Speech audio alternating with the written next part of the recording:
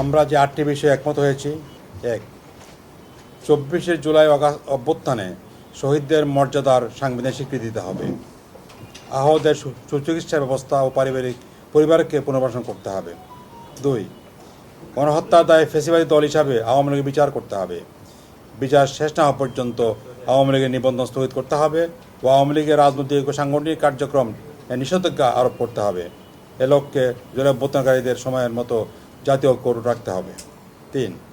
জুলাই অভ্যুত্থানকালীন গণহত্যা, শাপলা চত্বরের গণহত্যা, পিলখানায় বিডিআর হত্যা সহ বিগত 15 বছরে গুম, খুন, হত্যার জড়িতদের দ্রুত বিচার করতে হবে। 4. আলেম ওলামা সহ রাজনৈতিক ও নেতাকর্মীদের বিরুদ্ধে দায়েরকৃত সকল মিথ্যা মামলা দ্রুত প্রত্যাহার করতে হবে। 5. সয়াবিন তেলের দাম প্রতি লিটারে 14 টাকা বৃদ্ধি, অতিরিক্ত 33% মূল্য বৃদ্ধি প্রত্যাহার করতে হবে।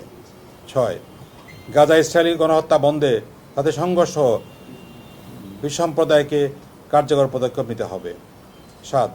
ভারতীয় মুসলমানদের সম্পদ লুট ও ধর্মীয় স্থাপনা ধ্বংসের জন্য ভারতের মুসলিম ওয়াকফ আইন সংশোধনী বিল বাতিল করতে হবে। ভারতের সংখ্যালঘু মুসলমানদের উপর জুলুম নির্যাতন বন্ধ করতে হবে।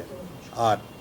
মৌলিক সংস্কারের জন্য ঐকমত্যের ভিত্তিতে জুলাই সনদ প্রণয়ন করে দ্রুত সময়ের মধ্যে নির্বাচনের ব্যবস্থা করতে হবে।